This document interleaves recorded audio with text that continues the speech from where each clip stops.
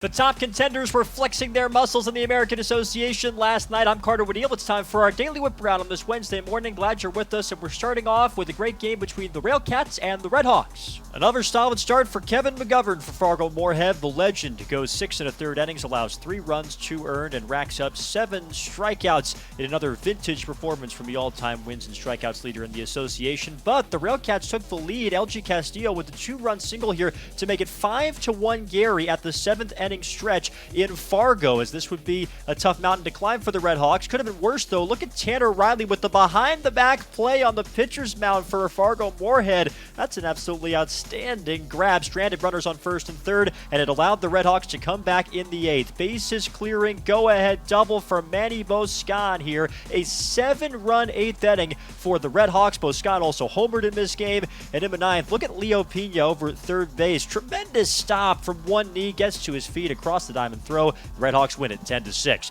Lincoln victorious last night. They trailed 3-0 early on in Kane County, but then they went on the charge. This is Hunter Clannon. Love the bat flip on his 11th home run of the season to make it a 1-run ball game. Salt Dogs would go on to tie it in that inning, and they would take control in a 4-run 8th. This is Raider Ascanio with the go-ahead RBI single. He was 3 for 6 in this game, and Lincoln pulls away for a 7-3 win at Northwestern Medicine Field in Geneva. Lake Country taking on the Milwaukee Milkmen. This game had plenty of offense. This is Lamar Briggs with his 10th home run of the year for the DockHounds. That made it 3-2 Milkmen. Briggs drove in 4 in this game and was part of 12 unanswered runs for Lake Country. That includes this 2-run single from Efrain Contreras in the 7th inning. Milwaukee closed the gap, though. Hector Sanchez with a grand slam in the 9th inning here to make it a 3-run game, and they would bring the tying run to the plate, but Chris Conley hits the ball hard, but right to the shortstop for the final out of the ball game, and the DockHounds win it 12-9. Sioux City gets the W last night. Great night for Kevin McCanna of the Explorers. 6 2/3 innings, just 1 run allowed on 3 hits,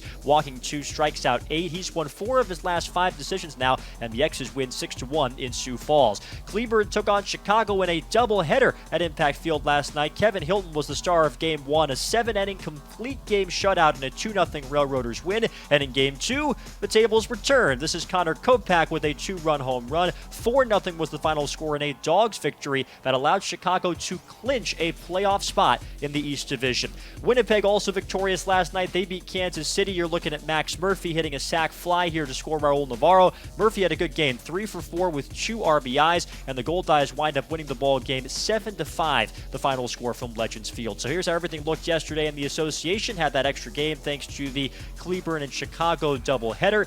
Just a week and a half to go now in the American Association season, which makes the standings so important. Chicago in first place in the East, 3.5 games ahead of Milwaukee. Again, we know the Dogs are in the playoffs, so they're still going to fight for that #1 seed and a chance to pick their opponent. Elsewhere, Cleburne gets a separation bid. They're now 3 games ahead of the Railcats for the last playoff spot in the East. As for what's happening out west, Fargo Moorhead has expanded their lead over Kansas City. They're up 5 games on the Monarchs now. Sioux City still with just the 1-game advantage as they try to shake off the Salt Dogs for the final playoff spot in the West Division. Here's what we've got coming up tonight in the American Association on AABaseball.tv. We'll see what the Railcats and Redhawks have for an encore after their great game last night. First pitch from Newman Outdoor Field is at 7:02. And every single game, regular season and playoffs in the American Association, is always on AABaseball.tv. I'm Carter Woodiel for the American Association, where we play to win.